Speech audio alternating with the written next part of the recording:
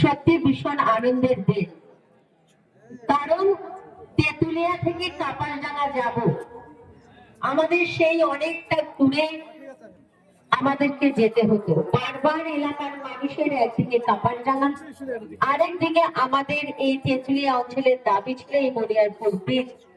এই ব্রিজটা যদি করে দেওয়া যেত তাহলে মানুষের পারাপারে ভীষণ সুবিধা হতো এবং দুটো অঞ্চলের একটা মেল বন্ধন তৈরি হতো। তাই সেই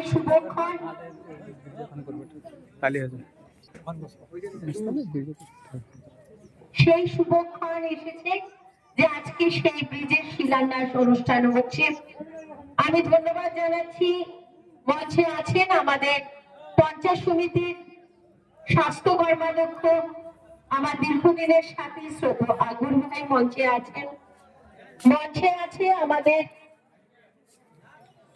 বিশিষ্ট সমাজ সেবক, আপনাদের প্রধান প্রতিনিধি আমাদের ভাই ছবি। সভা পরিচালনা করছেন আরেকজন বিশিষ্ট সমাজ সেবক, আমাদের এই অঞ্চলের দায়িত্ব যার কাঁধে রয়েছে ভাই জনে। মঞ্চে আছে আমাদের দলনেতা সৈনব ভাই এখানে উপস্থিত আছে। আমার কাপারডাঙ্গা অঞ্চলের উপপ্রধান সাবিরুল উপস্থিত আছে, ভাই হামসার উপস্থিত আছে, মুকলেশুর উপস্থিত আছে, সুক্তার আছে, মুনসার ভাই আছে, গাফফা যার সাংসদের উপর দিয়ে আমরা আজকে প্রোগ্রাম করছি, সালাউদ্দিন আছে, পিন্টু আছে, আমাদের সুজয় আছে, যার নেতৃত্বে যুব সমাজের কিছু ছেলেরা আমাদের এই মঞ্চে এসেছে। কাপারডাঙ্গার আজিজুল আছে, বাদশাহ আছে, মানিকুমারী আছে, সাবিরুল, মনিরুল সরকার, বাইদুল আছে, বাচ্চু আছে, আমাদের বাপ্পা আছে, স্বরাজ বলতে অনেক বড় না, বাপ্পা আছে, আমাদের যারা যারা আছেন এবং আপনারা সবাই, আপনাদের সবাইকে আমি অন্তর থেকে শ্রদ্ধা জানাচ্ছি। পবিত্র রমজান মাস চলছে, এই রমজান মাস হচ্ছে একটি পুণ্যর মাস। এই মাসে সমস্ত হিংসা, সমস্ত পাপ সবকিছু উৎসর্গ করে দেওয়ার দিন, শুভকে কাছে টেনে নেওয়ার শুভকে কাছে টেনে নেওয়ার সময় হচ্ছে। আমার মাননীয় মুখ্যমন্ত্রী মমতা ব্যানার্জির কাছে কৃতজ্ঞতা প্রকাশ করি।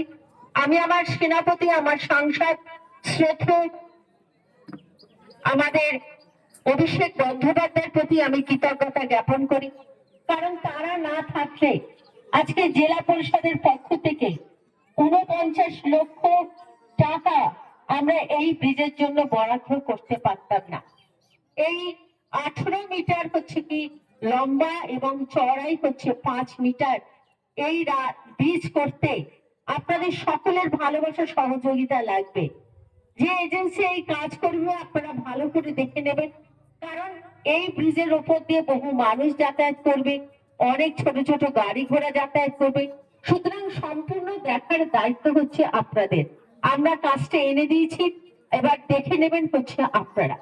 আমরা মাননীয় মুখ্যমন্ত্রীর কাছে আমরা এতটাই কৃতজ্ঞ যে আজকে পথশ্রী প্রকল্প আমি কিছুদিন আগে আপনাদের এই তেতুলিয়া অঞ্চলে আমরা অলিতে গলিতে রাস্তা উদ্বোধন করেছি, যে রাস্তাগুলো দরকার আছে।